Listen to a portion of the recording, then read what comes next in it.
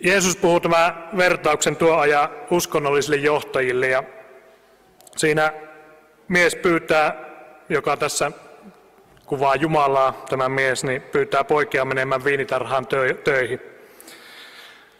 Ensimmäisen ensireaktio tähän kehotukseen on, että en minä halua. Kuitenkaan tuo eka poika ei tehnyt sen ensireaktion pohjalta sitä lopullista päätöstä, vaan lopulta suostui sitten tuohon isän tahtoon. Toinen poika taas sitten vaikutti ensisilmäyksellä kunnon pojalta ja sanoi, että kyllä minä menen, mutta sitten lopulta ei mennytkään. Lopulta ei totellutkaan isä. Mä muistan silloin, kun itse en ollut vielä oikein sisällä näissä uskon asioissa, tai nämä oli mulle jotenkin vieraita. Ja mä katsoin jotenkin vähän niin kuin ulkopuolisena uskovien porukkaa. Mulla oli lähipiirissä heitä. Ja yksi semmoinen ajatus, mikä tuli, niin oli, että en mä halua tuota, että noilla on jotain tommosia omituisia sääntöjä ja tapoja, ja mitä niitä on vaan pakko noudattaa. Mä haluan olla vapaa, tehdä mitä haluan ja olla oma elämäni Herra. Kuitenkin joku siinä porukassa, mitä mä katsoin, niin joku siinä minua kuitenkin veti puoleensa. Jälkeenpäin voi ajatella, että se oli Jumala, joka minua siinä porukassa veti. Mutta mun vastaus kuitenkin oli vähän niin kuin tuolla ekalla pojalla tuossa, että en minä halua.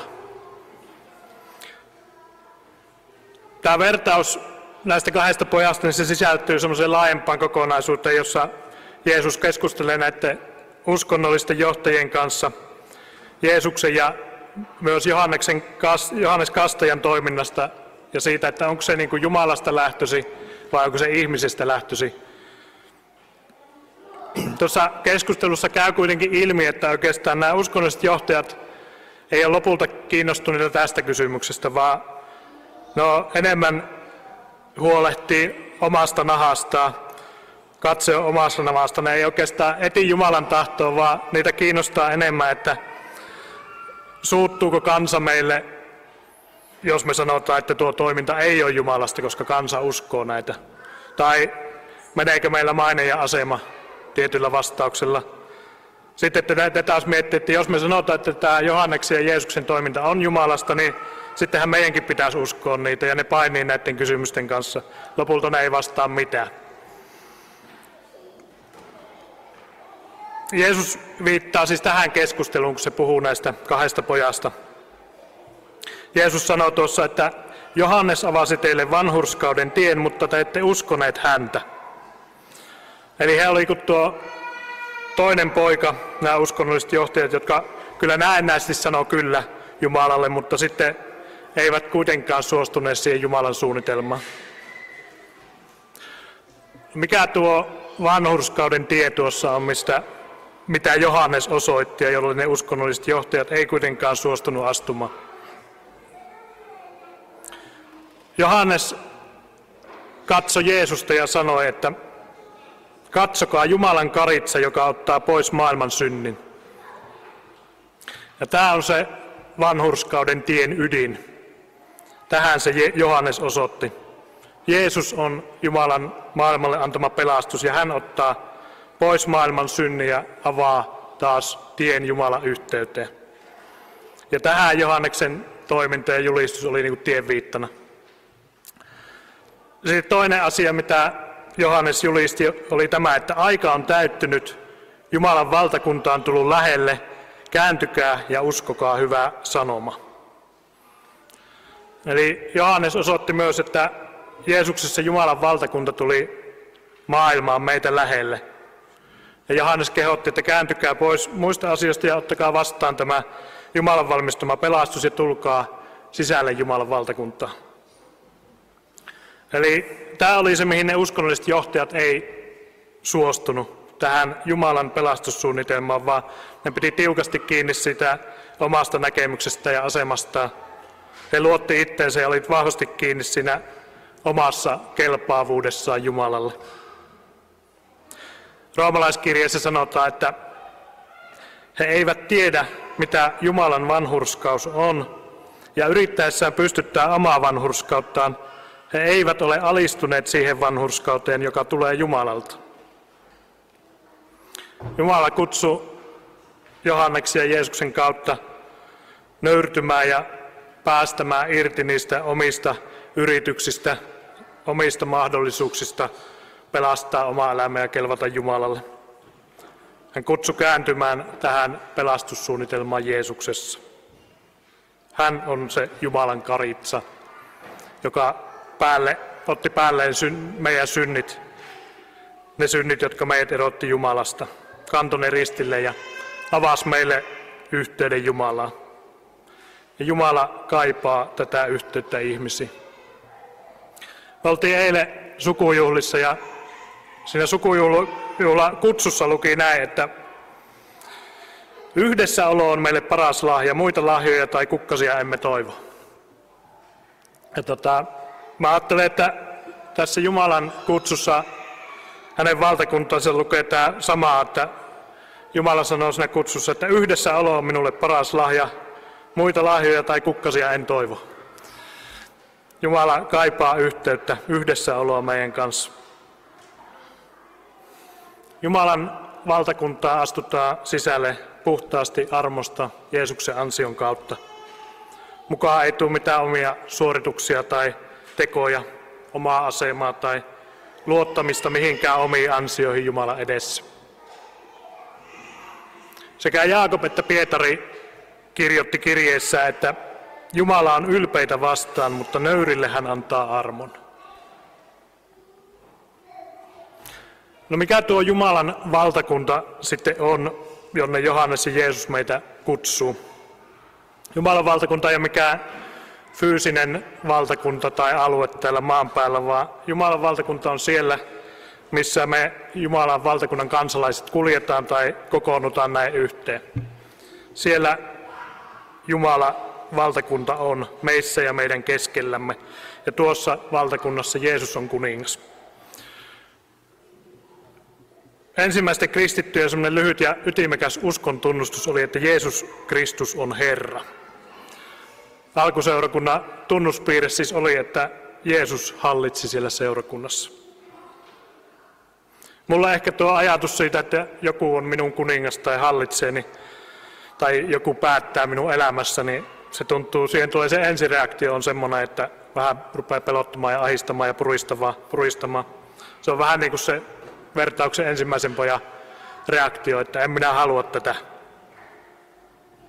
Silloin kun mä itse katsoin vähän niin kuin ulkopuolisena sitä uskovien porukkaa, niin jotenkin oli myös se ajatus, että tuota en halua, mutta sitten oli samalla se ajatus, että en mä tuohon pystyskään. Mulla ei ole oikein, ei olisi voimaa ja motivaatiota noin tuommoiseen puhtaaseen elämään, että mä en tämmöisenä kyllä voi mennä sinne eikä kelpaa. Ja jotenkin kun ei ollut sitä voimaa eikä motivaatiota, niin sitten oli vähän semmoinen, että antaapa olla. Ja edelleen samalla joku tuossa minua veti puoleensa tuossa porukassa. No sitten siinä hetkessä, kun Jeesus löysi minut tai minä löysin Jeesuksen, tulin uskoon tai usko tuli minuun, niin minulle tuli täysin yllätyksenä se, että tähän uskon pakettiin kuuluu Pyhä Henki. Mä olin jotenkin ajatellut, että tämä usko, kristiusko on semmoinen inhimillinen filosofia, ajattelumalli tai jotkut tietyt arvot. Sitten mä tajusin, että eihän se ei ole se juttu, vaan tässä on kyse, että Jumalan henki tulee asumaan minuun ja hän alkaa vaikuttaa minun elämässä. Hesekiel ennusti tämän jo satoja vuosia ennen Jeesusta. Hän sanoi näin, tai puhuu niin kuin Jumala puhuu hänen kauttaan näin. Minä annan henkeni teidän sisimpäänne ja ohjaan teidät seuraamaan säädöksiäni, ottamaan varteen minun käskyni ja elämään niiden mukaan. Tämä Jumalan valtakunta on tosi nerokas systeemi, kun jos me katsotaan tämän maailman hallitsijoita ja kuninkaita, niin ne säätää lakeja ja sääntöjä ja yrittää kepillä tai porkkanalla saada meitä sitten niitä tottelemaan.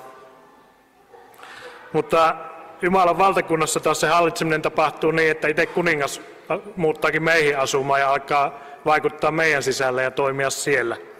Ja Niin, silloin se muutos tapahtuu sisältä ja sitten se toki vaikuttaa myös ulospäin. Silti edelleen Jumala kutsui ja Pyhän Hengen työssä edessä meissä, tai ainakin minussa asuu tuo ensimmäisen pojan ensireaktio välillä, että en minä halua. Muutama viikko sitten New Wineissa Mark Aldridge puhuu tästä ja sanoo, että hän on kävelevä sisällissota. Sisällä käydään kamppailua näiden Jumalan kutsujen kanssa ja näin, ja voi ainakin itse yhtyä tähän. Mutta Jumalan valtakunnassa Pyhän Hengen kanssa eläminen ei ole jotenkin raskasta omassa voimassa yrittämistä ja puurtamista, vaan se on enemmän nöyrtymistä ja irtipäästämistä. Se ei ole niinkään sitä, että mun pitää jotenkin yrittää hirveästi enemmän, vaan enemmänkin mä luovutan ja luotan enemmän.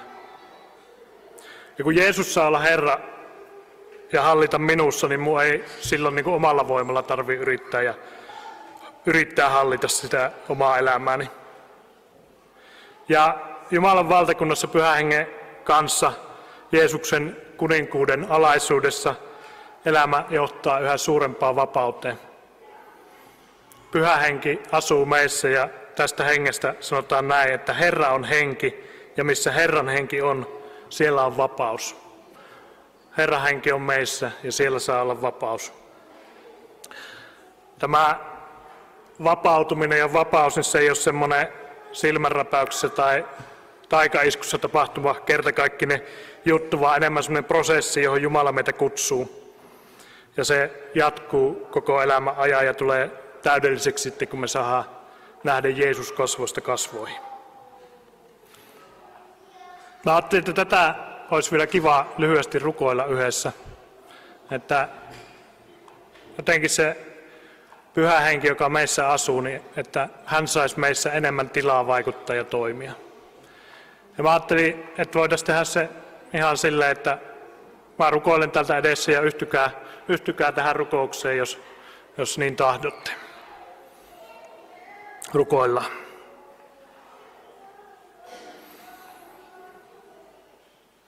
Jeesus, sinä sanot meille, että seuraa minua ja sä lupaat, tai kutsut meidän myös, että tulkaa minun luokseni, niin minä annan teille levon. Kiitetään Herra sinun työstä meissä, sinun henkestyöstä meissä. Kiitetään, että se on ensisijaisesti sinun työtä eikä meidän työtä. Herra, sinulle on annettu kaikki valta taivaassa ja maan päällä. Rukoillaan, Herra, että sinun valtakunta meidän sisällä ja sinun tahto saa tapahtua meidän sisällä niin kuin se on taivaassa sinun suunnitelmissa.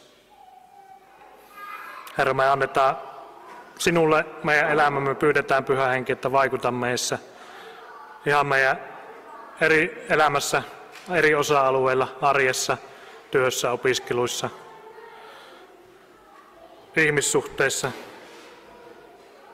raha-asioissa, tunne-elämässä, ajankäytössä, harrastuksissa, kaikissa mitä meidän elämään kuuluu.